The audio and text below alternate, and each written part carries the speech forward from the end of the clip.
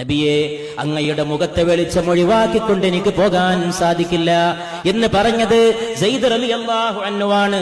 സെയ്ദ് ഇബ്നു ഹാരിഥ റളിയല്ലാഹു തആല അൻഹുവാണ്. ആലോചിച്ചു നോക്കൂ സെയ്ദിന്റെ കഥ. സെയ്ദ് ഒരു കൊച്ചുകുട്ടിയായിരുന്നു. കൊച്ചുകുട്ടി ഒരു കൂട്ടത്തിൽ പെട്ടുകൊണ്ട് സെയ്ദ് നഷ്ടപ്പെട്ടു പോയി. സ്നേഹം പകരുന്ന ഒരു ലോകത്തെ സൃഷ്ടിച്ചുകൊണ്ട് മാത്രമേ ലോകത്തെ രക്ഷിക്കാൻ സാധിക്കൂ. ഓമന മക്കൾക്ക് വേണ്ടി നാഷണൽ ഹൈവേയിൽ വാഹനം നിർത്തുമ്പോൾ അതിന്റെ ചില്ല് തുടക്കുന്ന ഓമന മക്കളെ കൊണ്ട് നിറയുന്ന രാജ്യമായിട്ട് നമ്മുടെ രാജ്യം മാറുന്നു.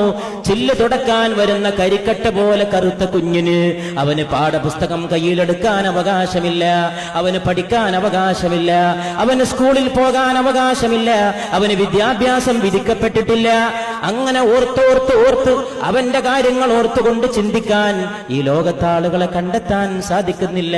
അതുകൊണ്ട് നാം ഉറക്കെ പറയണം, നാം ഉജ്ജ്വലമായ ഒരു ആരവം പോലെ മുഴക്കണം. സ്നേഹമേ വലുത്, ആദർശമേ വലുത്, കാരുണ്യമേ വലുത്, നന്മയെ വലുത്.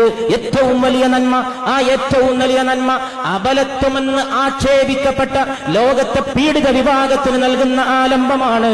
അത് സെയ്ദ് ഇബ്നു ഹാരിഥ റളിയല്ലാഹു തആല അൻഹു ഏതൊരു മുഖത്ത് കണ്ണുനീര് തുള്ളികൾ കണ്ടുവോ, ഏത് നെറ്റിത്തടത്തിന്റെ പ്രകാശങ്ങൾ കണ്ടുവോ, ഏത് മഹത്വമാർന്ന വെളിച്ചത്തെ സ്വീകരിച്ചുവോ, ഈ വെളിച്ചം വിട്ടേച്ചുകൊണ്ട് എനിക്ക് പോകാൻ സാധിക്കില്ല നബിയേ സല്ലല്ലാഹു അലൈഹി വസല്ലം എന്ന് ഏതൊരു വെളിച്ചത്തെ ഉദ്ദേശിച്ചുകൊണ്ട് പറഞ്ഞുവോ, ആ വെളിച്ചമാണ് പരിശുദ്ധ റസൂലിന്റെ വെളിച്ചമാണ്. സെയ്ദ് റളിയല്ലാഹു തആല അൻഹുവിനെ തേടിക്കൊണ്ട് പിതാവ് വന്നു. മോനെ സെയ്ദേ, നീ എന്റെ കൂടെ വരുന്നോ മോനെ? ഖദീജ റളിയല്ലാഹു അൻഹുവിന്റെ കൂടെയാണ് സെയ്ദ് ഉണ്ടായിരുന്നത്. ഖദീജയുടെ കൂടെ ജോലി ചെയ്തുകൊണ്ട് സെയ്ദ് എന്ന കുട്ടി നടന്നു. അവന് പിതാവുണ്ട്, അവന് മാതാവുണ്ട്. അവർ വേറെ എവരെയോ പാർക്കുകയാണ്, അവർ വേറെ ഏതോ ദിക്കിലാണ്. ഏതോ ഒരു കൂട്ടത്തിൽപ്പെട്ട് മകനെ കാണാതായി. രണ്ടുപേരും അന്വേഷിച്ചു. അന്നത്തെ അറബികളുടെ ആചാരപ്രകാരം കാണാതായ കുട്ടികൾ അടിമകളായി മാറുന്നു. ഓമന മക്കൾക്ക് അടിമത്വം പകർന്നേകുന്നു, ഓമന മക്കൾക്ക് ദാസ്യം നൽകുന്നു. ഇന്നും നാം നൽകുന്നത് ദാസ്യമാണ്. പാവപ്പെട്ട പെണ്ണിന് ദാസ്യം, പാവപ്പെട്ട കുഞ്ഞിന് ദാസ്യം. സ്കൂളിൽ പോകേണ്ട പ്രായത്തിൽ പാഠപുസ്തകം എടുക്കേണ്ട കാലത്ത് പാവപ്പെട്ട ഓമന മക്കൾക്ക് ക്രൂരമായ ജീവിതം നൽകി. അവർക്ക് നാം നൽകുന്നതും ദാസ്യമാണ്. ഈ കുട്ടി നബിയുടെ കൂടെ ജീവിക്കുകയാണ്. പരിശുദ്ധ നബി മുഹമ്മദ് മുസ്തഫ സല്ലല്ലാഹു അലൈഹി വസല്ലമയുടെ കൂടെ ജീവിക്കുന്നു. അങ്ങനെ പിതാവ് വിവരമറിഞ്ഞു, ഈ കുട്ടി മുഹമ്മദ് മുസ്തഫ സല്ലല്ലാഹു അലൈഹി വസല്ലമയുടെ കൂടെ തന്റെ ഏകമകൻ കഴിയുന്നുണ്ടെന്ന്.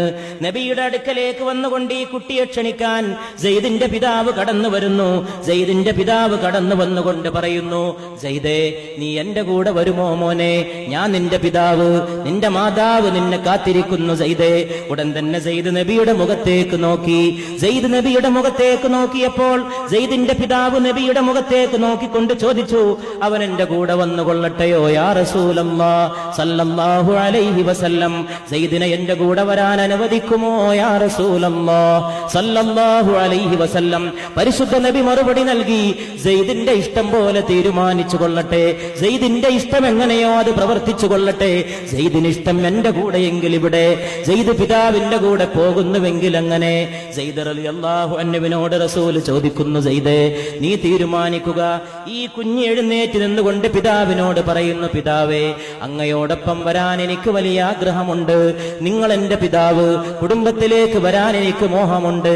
പക്ഷേ പ്രശ്നം എന്തെന്നറിയുമോ? ഈ മുഖത്ത് ഞാനൊരു വെളിച്ചം കാണുന്നു, ഈ പരിശുദ്ധ നബിയുടെ മുഖത്ത് ഞാനൊരു പ്രകാശം കാണുന്നു. ആ വെളിച്ചത്തോട് വിട പറയാൻ നിവൃത്തിയില്ല പിതാവേ. ആ വെളിച്ചത്തെ വിട്ടുകൊണ്ട് നിങ്ങളെ കൂടെ കഴിയാൻ എനിക്ക് സാധിക്കില്ല. ആ വെളിച്ചത്തോട് വിട പറഞ്ഞാൽ എന്റെ ജീവിതത്തിന് ആനന്ദമില്ല.